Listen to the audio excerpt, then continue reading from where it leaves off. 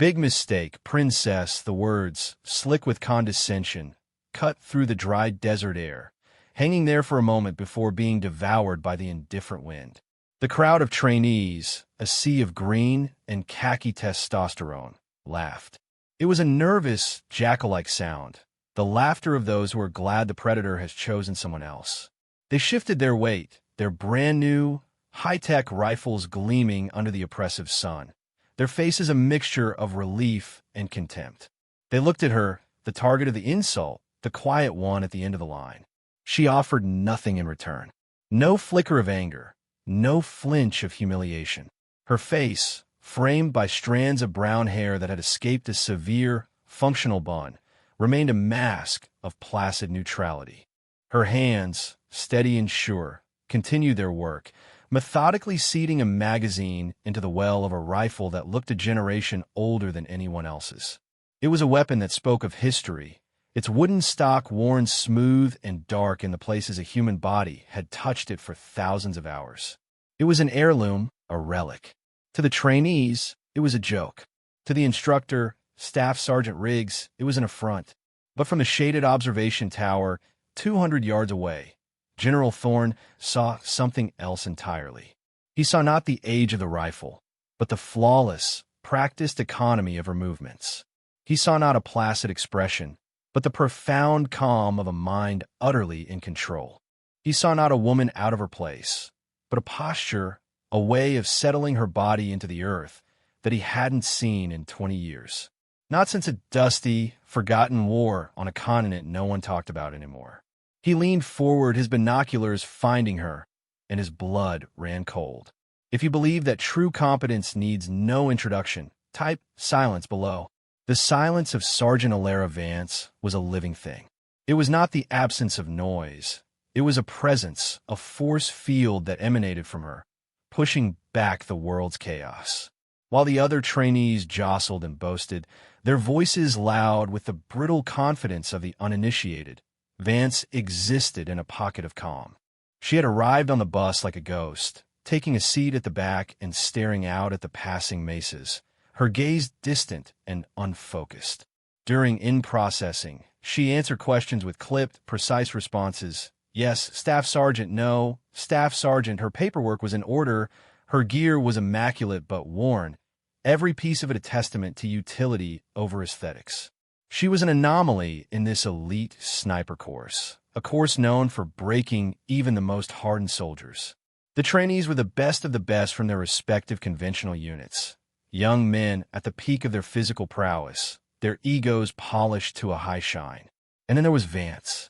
She was not physically imposing. Her frame was lean, her height average. She carried herself not with the swagger of a warrior, but with the quiet efficiency of a librarian or a watchmaker. This unassuming presentation was a vacuum that arrogance rushed to fill, and Staff Sergeant Riggs was a man overflowing with it. He was a bull of a man, with a chest like a barrel and a voice scraped raw by years of screaming at recruits. He saw the world in simple, brutal terms, strong and weak, loud and quiet, predator and prey. In Vance, he saw weakness. He saw a box-ticking exercise, a political statement sent from on high to dilute the purity of his course. He saw a princess playing soldier. His campaign of humiliation began on day one. He nicknamed her Pocahontas for her silent observation of the wind, Bookworm for the worn data books she consulted, and now, Princess, his personal favorite. Each insult was delivered publicly, for maximum effect, designed to isolate her, to break her spirit before the coursework could break her body. He wanted her to quit. He wanted to be proven right. He believed he was defending a sacred institution from the erosion of standards. The other trainees, eager to curry favor with the gatekeeper of their ambitions, followed his lead. They would accidentally jostle her in the chow line, speak loudly over her when she was forced to ask a question, and leave a wide, empty space around her on the firing line, as if she were contagious. Through it all, Vance remained a stone in the river, unmoved by the current of their contempt. Her focus was absolute, her discipline a silent rebuke to their chaotic energy. While they were polishing their image, she was polishing her lens. While they were talking about their past glories, she was studying the wind charts. While they were laughing at her, she was becoming one with her rifle, a tool she knew more intimately than any of them knew themselves. And in the tower, General Thorne watched this silent drama unfold, a knot of dread and awe tightening in his stomach. He recognized the rifle now. It was a custom-built M210, a direct descendant of the M21 used by the most legendary snipers of a bygone era. But it was the small, almost invisible modification to the bolt handle, a specific ergonomic curve that made him certain. Only one man had ever made a rifle like that. A man who was more myth than soldier, a ghost who had mentored Thorne himself decades ago. A man who had a daughter. He had assumed she had followed her father into a quiet life. He had been wrong. She had followed him into the shadows. The quiet one on the line wasn't just a soldier. She was a legacy. Riggs paced the firing line, his boots crunching on the gravel with theatrical authority. He was enjoying himself. The sun was hot. The trainees were intimidated, and the woman at the end of the line was, in his mind, about to be spectacularly exposed. "All right, ladies," he boomed, his voice dripping with sarcasm as his eyes locked on Vance. "Pop quiz. We're going to separate the shooters from the space fillers." He gestured towards the distant mountains, a shimmering brown canvas under the white-hot sky. Out there, at 1,100 meters, is a standard 10-inch steel plate. A difficult shot under normal circumstances. But today, we have a 20-mile-per-hour full-value crosswind, gusting to 30. The mirage is a nightmare, and the target is partially obscured by a ghost shadow from that rock formation. He paused, letting the difficulty of the proposition sink in. The trainees murmured, shaking their heads. It was a shot designed for failure. This is what we call a no-go scenario. A shot no sane operator would take. But we ain't sane, are we? He grinned, a predator's smile. So who wants to go first? Who wants to be the first to publicly embarrass themselves and prove they don't belong here? His eyes, two small, hard chips of granite, settled on Vance.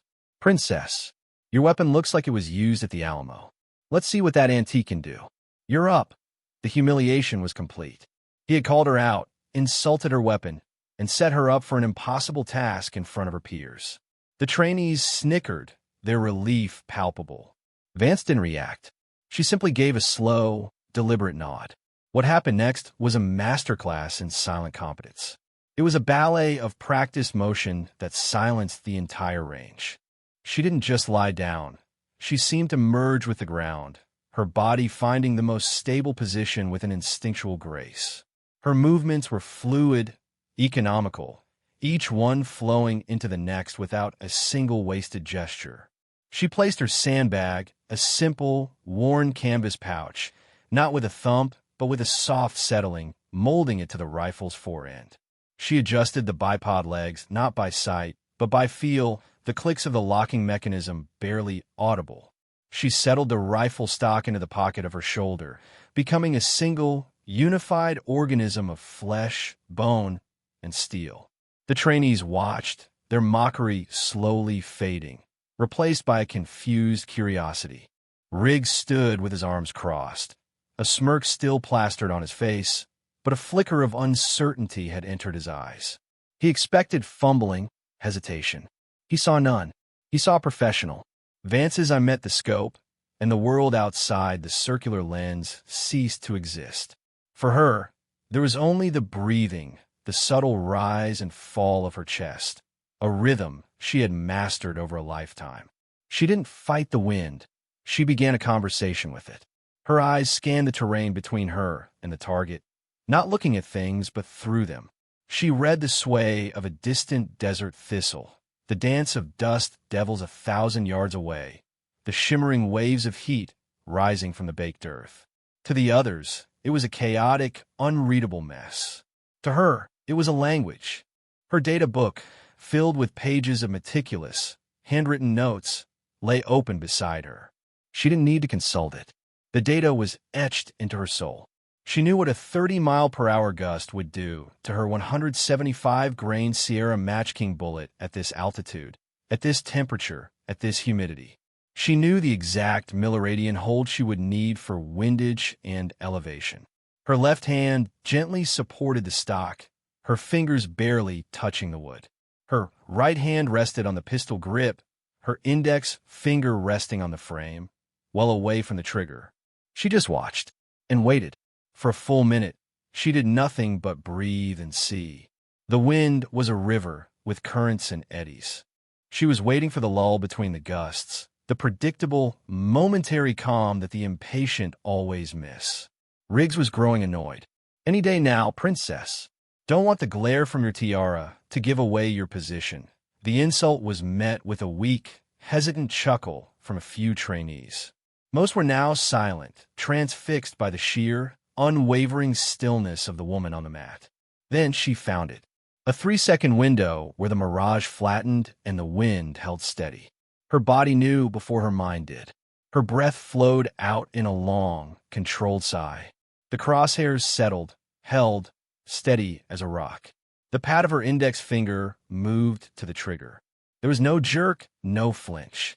The trigger broke with the clean, crisp snap of a glass rod.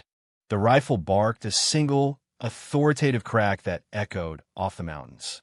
The recoil was a part of her, a familiar push that she absorbed into her body seamlessly. The action was so smooth, so devoid of drama, that it was almost anticlimactic. The sound of the shot faded, replaced by a silence more profound and absolute than any that had come before. It was a heavy, weighted silence, filled with the unspoken question of 100 minds. Every eye on the range was glued to the distant target, a tiny speck lost in the shimmering heat. For 3 long seconds, the world held its breath. The physics of the moment were staggering. A small piece of lead and copper, less than an ounce in weight, was traveling across more than half a mile of turbulent air, fighting against wind and gravity on a journey to a 10-inch circle of steel. A journey dictated by the single, perfect calculation of the woman lying motionless on the ground. Then a sound returned. Not the crack of the rifle, but a faint, high-pitched ping, a sound that traveled back across the desert, a metallic note of confirmation that was as clear and undeniable as a thunderclap. It was the sound of impact. It was the sound of impossibility being made real. On the massive electronic display in the observation tower, which relayed data from the target, a single green light flashed. It illuminated a graphic of the steel plate. In the exact geometric center, a new red dot appeared. A perfect bullseye, a 1-in-a-million shot, made to look as easy as breathing. The collective gasp from the trainees was a physical thing, a wave of displaced air. Jaws hung open, eyes widened in disbelief. They looked from a screen to the distant target and back to the still figure of Sergeant Vance. She hadn't moved. She was already cycling the bolt with practiced, fluid efficiency, her eyes still in the scope, watching for the trace of her own bullet, confirming her own data. She was already preparing for the next shot, the last one a forgotten memory, a piece of data logged and stored. Her work was not for applause. It was for effect. The first crack in Staff Sergeant Riggs's world appeared. His smirk had vanished, replaced by a slack-jawed expression of pure shock. His face, normally ruddy with exertion and ego, had gone pale. "No," he whispered, the single word a puff of air. "No way." He grabbed his radio. "Range control, this is Riggs. Confirm that hit. I say again, confirm hit on target Alpha 7. The voice that came back was crackling, but the awe was unmistakable. "Staff Sergeant, that's a confirm." "Repeat, we have a confirmed impact." "Dead center. We're checking the sensors, sir." "They must be off." Riggs stared, his mind refusing to process what his eyes had seen. It couldn't be luck. A shot like that, in these conditions, wasn't luck. It was mastery. It was a level of skill he had only ever read about in books, heard about in hushed stories told by old-timers. It was the kind of skill that didn't exist in the real world. Not anymore. And certainly not in the quiet, unassuming woman he had spent the last week tormenting. He looked at her, truly looked at her for the first time. He saw the way her rifle was a natural extension of her body. He saw the absolute, unshakable calm in her posture. He saw the methodical, emotionless way she was already annotating her data book, her handwriting small and neat. He hadn't just been wrong about her. He had been profoundly, catastrophically, epically wrong. His entire understanding of the world, of strength, of skill, of a warrior's heart, had just been shattered by a single, perfectly placed round.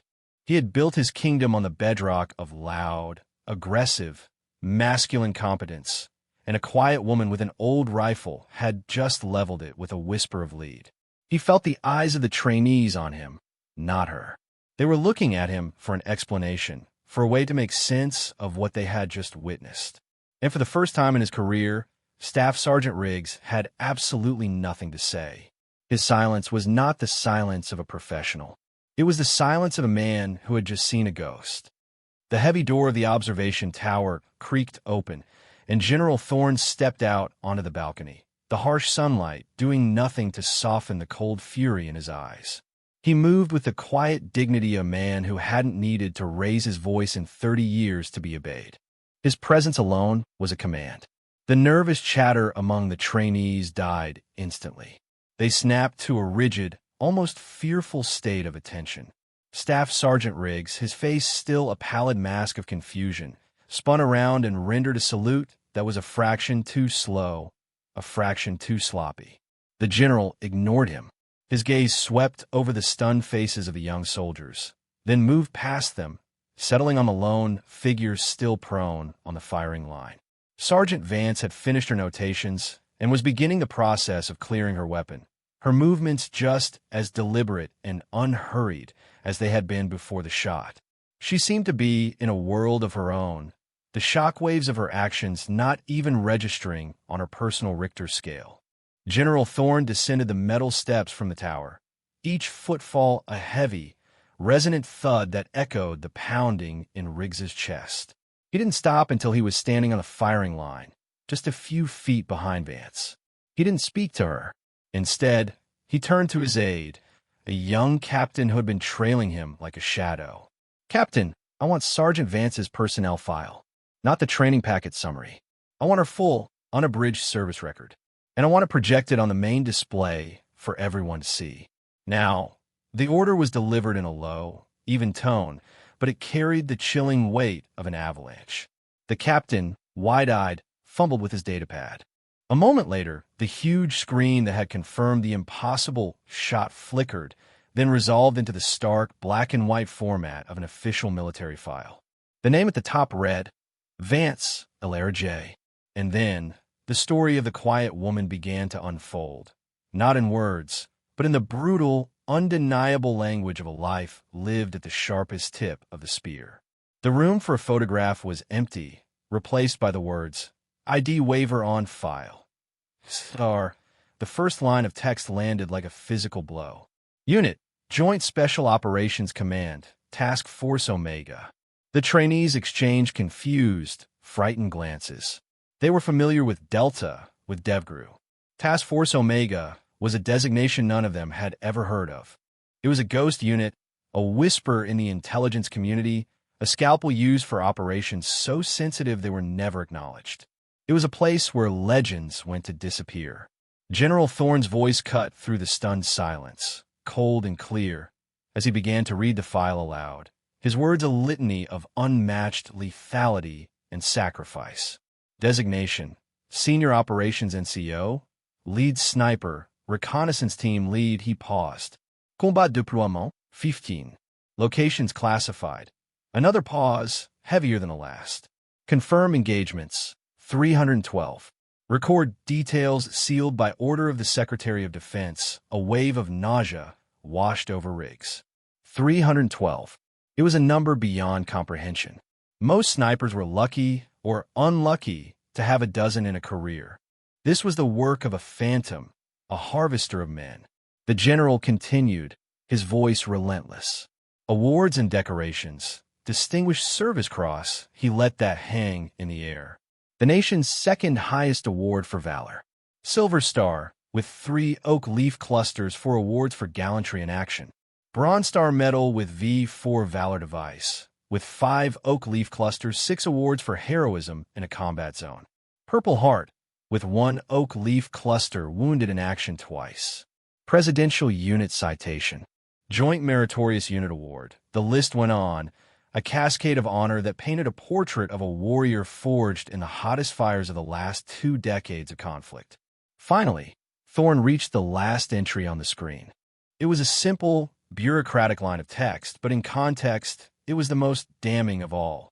Current assignment status. Temporary duty to U.S. Army Sniper School, Fort Benning. Purpose: conduct clandestine evaluation of curriculum, instructor cadre, and training doctrine for the SOCA Modernization Initiative, to provide a full and unfiltered assessment of program effectiveness. The screen went blank. The silence that followed was absolute. Every man on that line now understood. They hadn't been watching a trainee. They had been performing for their judge. Every lazy habit, every shortcut, every boast, every single sneering insult had been observed, noted, and logged by one of the most decorated and lethal soldiers in the entire United States military. They had been mocking a living legend, and they had been too blind, too arrogant, too profoundly stupid to see it.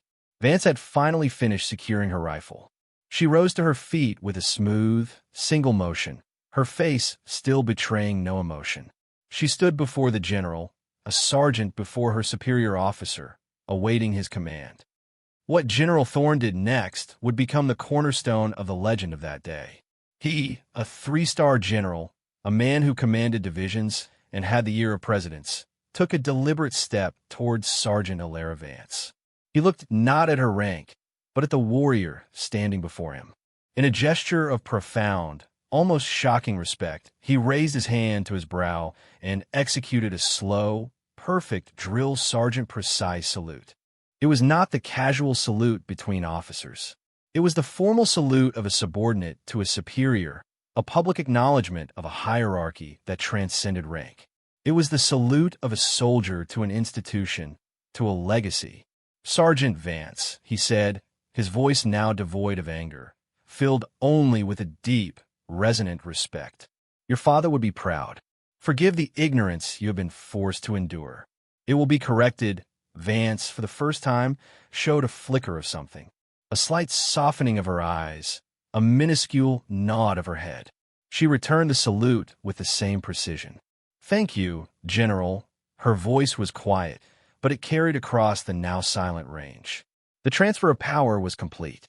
The general then turned his attention to the assembled trainees and the ghost-white staff Sergeant Riggs. His face was once again a mask of cold command. His voice dropped, becoming a low, dangerous weapon.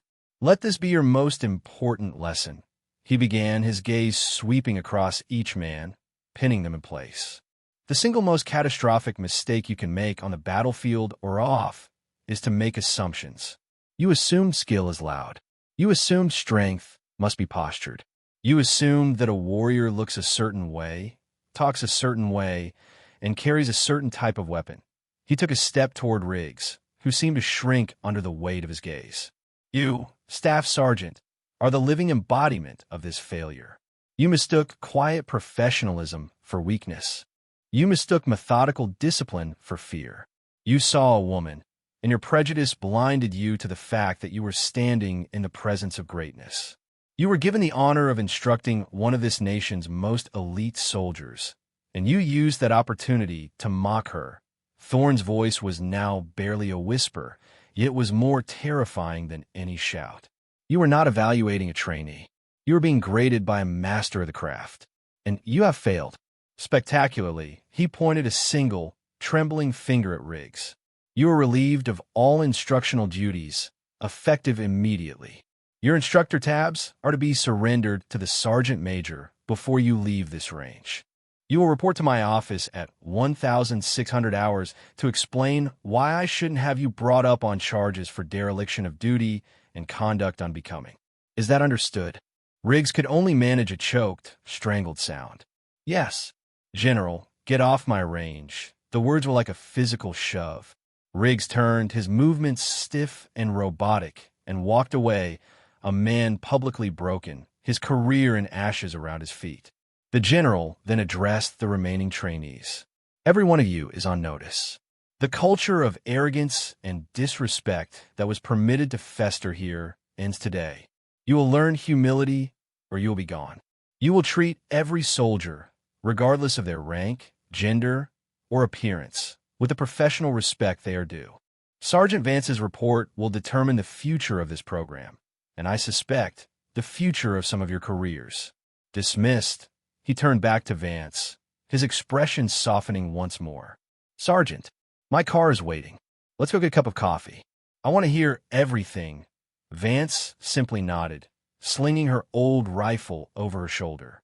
Together, the general and the sergeant, the validator and the quiet professional, walked off the range, leaving behind a group of stunned young men who had just received the most profound education of their lives. The story of what happened on Range 14 that day did not just spread, it detonated. It moved through the barracks, the mess halls, and the command posts with the speed of a wildfire. In the age of instant communication, it flashed across encrypted networks and private military forums, mutating and growing with each retelling until it achieved the status of modern myth. It was called the humbling of Riggs, or more poetically, the day the ghost came to Benning. Trainees from other courses would make pilgrimages to Range 14, standing at the firing point where she had lain, pointing out the distant steel plate that was now being referred to as Vance's Point. They spoke her name in the hushed, reverent tones usually reserved for figures from history books. She was no longer just a soldier. She had become a symbol, a walking personification of the quiet professional ideal. The impact on the trainees who had witnessed the event firsthand was profound and permanent. The boisterous, arrogant energy that had defined their class evaporated overnight. It was replaced by a quiet, intense focus. Their laughter was gone, their boasts silenced. They now looked at each other with a new, searching uncertainty. If they could be so wrong about her, what else were they wrong about? They poured themselves into their training with a desperate, newfound humility, terrified of the judgment that was yet to come from Vance's report. They saw her ghost in every shadow, her silent scrutiny in the gaze of every instructor. They had wanted to be elite warriors. Now they were simply focused on being worthy. The fate of Staff Sergeant Riggs became a cautionary tale. He was, as the general had commanded, stripped of his instructor status. He was reassigned to a dreary supply depot, a paper-pushing job that was a special kind of hell for a man who had built his identity on the grit and glamour of the infantry. But the humiliation did something to him that years of service had not. It broke his ego and allowed a sliver of humility to grow in its place. A week after the incident, he sought out Sergeant Vance. He found her not in a command office or a special briefing room, but in the armory, meticulously cleaning her rifle, just as she had been on the range. He approached her hesitantly, his usual swagger completely gone, his posture stooped and uncertain. He stood before her for a full minute, struggling to find the words. "Sergeant," he finally managed, his voice hoarse. "Vance," she looked up from her work, her eyes neutral, waiting. There's no excuse for my behavior," he stammered, the words tasting like ash in his mouth. "I was arrogant. I was ignorant. I was unprofessional. I was wrong. About everything. I have never been more ashamed of myself in my entire life. I wanted to say that to you. I'm sorry." He expected a lecture, a dismissal, or even a satisfyingly cold stare. He received none of them. Vance simply paused her cleaning, looked him directly in the eye, and gave a slight, almost imperceptible nod. "Assumptions are a liability, Staff Sergeant," she said, her voice even and calm. "Strip them away. Focus on the fundamentals. The target doesn't care about your ego. That was all." There was no condemnation, no smug satisfaction. Her quiet, professional grace was a more powerful judgment than any tirade could have been. She had not only proven him wrong with her skill, but had also shown him a better way with her character. He nodded, mumbled a thank you, and walked away, a man who had not only lost his position, but had been given the first painful lesson on the long road to earning it back. Vance, her duty as an evaluator now complete, could have left. Instead, she stayed for another week. She spent her time on the ranges with the younger trainees, the ones who had been too intimidated to even speak before. She moved among them, a silent mentor, offering quiet corrections, a slight adjustment to a shooter's posture, a quiet word about reading the mirage, a demonstration of a more efficient way to control breathing. She taught not with booming speeches, but with small, precise actions. She was building them up, replacing the toxic culture of arrogance with a foundation of quiet competence. The most powerful symbol of the event came from an unexpected source. The armorer, an old master sergeant who had seen everything, quietly took the single brass casing from Vance's impossible shot, which she had left in the collection bin. He polished it to a mirror shine and mounted it on a small, dark walnut plaque. He hung it on the wall in the main classroom where every new sniper class would begin their journey. Beneath the casing, a small brass plate was engraved with two simple words: assume nothing. Months later, the sniper school at Fort Benning was a different institution. The changes were not merely cosmetic. They were foundational, woven into the very DNA of the program. Sergeant Vance's after-action report, submitted directly to General Thorne's office, had been a document of devastating clarity and precision. It was not an emotional critique, but a cold, technical, and exhaustive analysis of the program's failures. She had detailed how a culture of performative toughness had overshadowed the core principles of marksmanship. She outlined how the focus on ego and inter-service rivalry created liabilities, not assets. And she proposed a new curriculum, one built around the principles she embodied: mental discipline, meticulous data collection, environmental awareness, and absolute, unwavering humility. General Thorne had implemented every single one of her recommendations. The old guard of instructors, those who subscribed to Riggs's philosophy of breaking students through humiliation, were reassigned. The new cadre was selected based on a different set of criteria: their teaching ability, their patience, and their own demonstrated records of quiet, consistent success. The Widowmaker shot, the impossible scenario Riggs had designed to shame Vance, was now the official graduation requirement for the course. It was no longer a tool for humiliation, but a final, validating test of true mastery. It was known universally as passing the Vance standard. The story itself became a formal part of the curriculum. On the first day of every new cycle, the lead instructor would stand before the class, tap the plaque on the wall with the single brass casing, and tell the story of the quiet sergeant who came to evaluate them. He would tell them about the arrogant instructor, the public insults, and the single, perfect shot that changed everything. The story served as both a warning and an inspiration.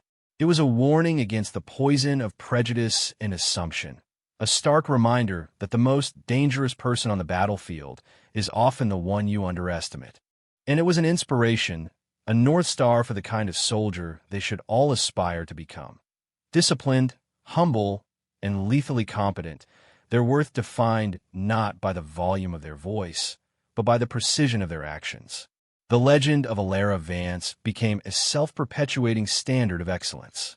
Trainees pushed themselves harder, not to impress their instructors with bravado, but to honor the silent standard she had set. They learned to speak less and observe more. They learned that the data book was more important than the war story, that a steady pulse was more valuable than a strong bicep.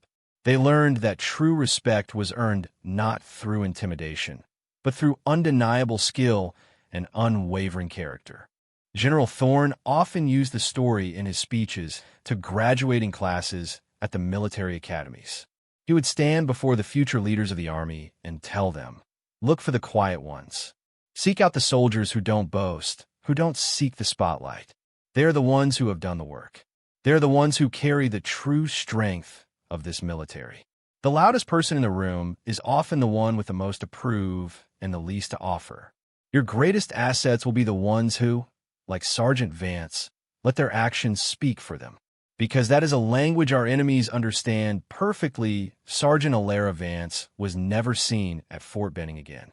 She disappeared back into the classified world from which she had come, a ghost returning to the shadows. But her presence remained. It was in the quiet focus of the trainees on the firing line. It was in the respectful tone of the new instructors. It was in the two words engraved on the plaque that every student touched for good luck before a difficult shot: assume nothing. Her legacy wasn't a statue in a parade ground or a building named in her honor. It was something far more powerful and enduring. It was a standard, a mindset. It was the quiet professional competence that now defined the most elite snipers in the world, a silent, invisible force multiplier passed down from one generation of warriors to the next, a legacy proven not with a monument, but with every single perfectly placed round. For more stories where quiet competence triumphs over loud ignorance and where silent discipline defines their worth, subscribe to Unknown Heroine Tales.